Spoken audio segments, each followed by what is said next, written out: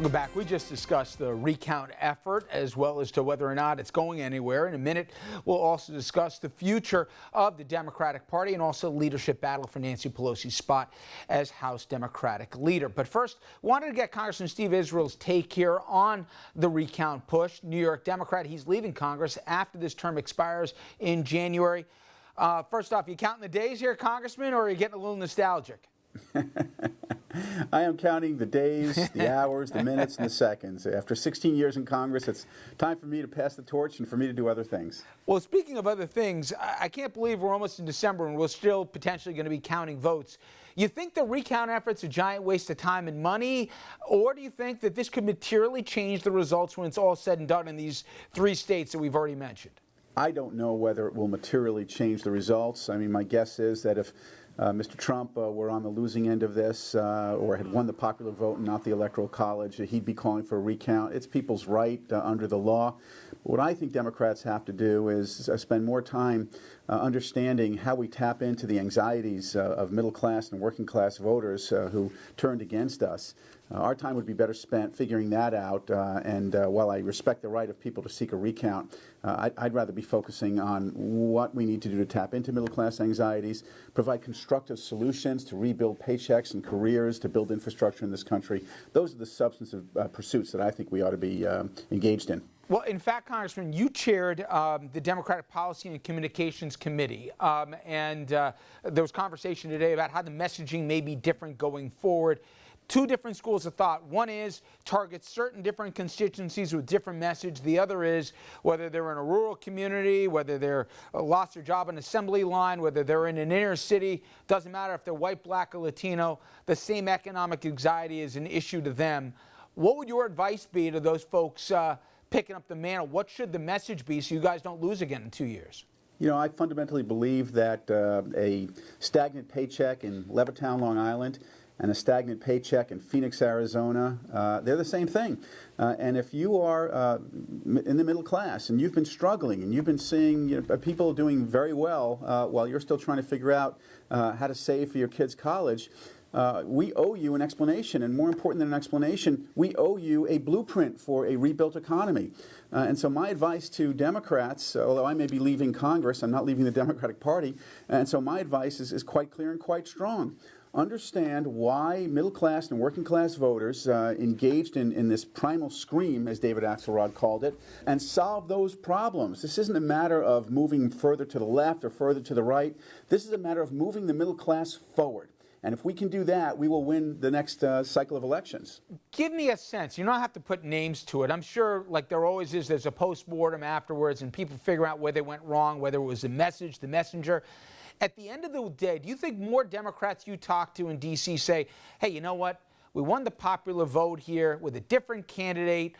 We could have had a different result. We could have picked off a few more seats, taken the Senate, maybe even picked up a few more seats in the House? Or do they look and say, time out. We're going to stop following here the candidates that they push down our throat. More than that, the progressives are going to go even further left. We got to rethink this whole plan. Where is the hearts and minds of the party right now? Well, the hearts and minds of the party, are on every end of the spectrum, and that's why I've actually called for a timeout. I do not believe that you can do an effective post-mortem 48 hours after an election or 2 or 3 weeks after an election. You need to take some time. And one of the things that I think is critically important is that we not just listen to consultants in Washington, D.C. and pundits and pollsters in Washington, but you know what?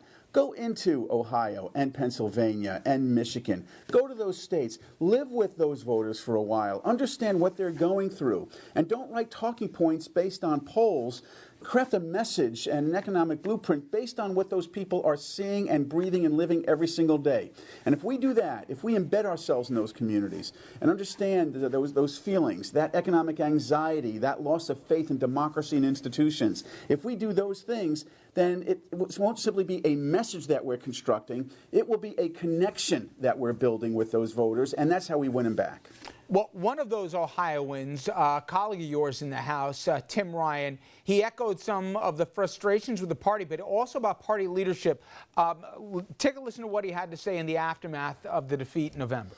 We're at the lowest number of state and federal officials since Reconstruction. We have the lowest number in our caucus since 1929, and we've lost over 60 seats since 2010. The definition of insanity is doing the same thing over and over again, and you keep getting the same results. So, time to move on, I think.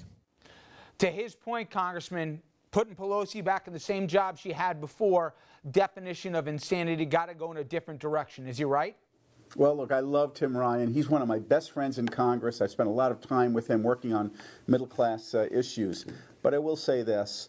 Those who say that Nancy Pelosi should step down or step aside, they can't show me one single district that we would have won without her. I can show you several races that we would have lost without her.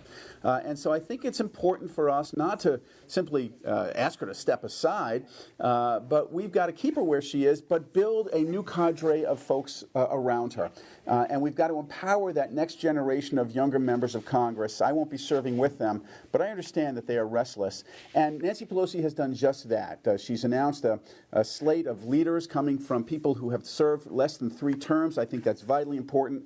This is her process. She's listened to the caucus, and I think she continues to play a very valuable role in leading Democrats with that next generation of House Democrats who are in Washington now or coming to Washington as a result of the last election. You know, there's going to be a temptation, I know you know this, for Democrats to say, hey, listen, almost 8 years ago to the day, Mitch McConnell, a Republican senator, said our first job here is to make sure Obama doesn't get reelected. And some of them are saying, what are we doing when the president and others are saying we got to make sure Trump succeeds? Let's help him shepherd this infrastructure bill, which is going to be, one would think, inherently popular with those Americans, those middle-class Americans you're talking about with shovel-ready projects. Some of them are saying, give this guy enough rope. He'll hang himself. It'll be a hot mess in Washington under Trump's leadership. We'll do better in 2 years if we're obstructionary just like they were. Which tack would you suggest? Look, where we agree with the president-elect, then we should work with him. So, for example, on infrastructure, Democrats have been talking about the need to reinvest and rebuild America for years. If the president-elect agrees with us and we can figure out how you pay for those investments, we ought to do it. You know, we should not repeat the mistakes that Mitch McConnell made where he said no matter how good the idea, if it made President Obama look good, it was a bad idea. So we ought to work with him. But we will be drawing some lines. If he's going to weaken our cherished constitutional freedoms, if he's going to say to an entire religion, we're going to exclude you from entering the United States, if he's going to engage in business entanglements that create massive conflicts of interest, we're going to call him out on those things. And so we should work with him where we can and continue to be the loyal opposition where we must. Well, Congressman, if I don't speak to you before January 20th rolls around, I wish you not only the best of luck here, but also thank you for your service. Thanks so much. Thanks very much. All right, when we come back, everybody, we're going to bring our panel in to take a look at, among other things, the future of the Democratic Party. They can go in a few different directions. Where should they go? And also, we'll take a look here at the additional issues as to who the leader of the party ought to be. Stay with us. We'll be right back.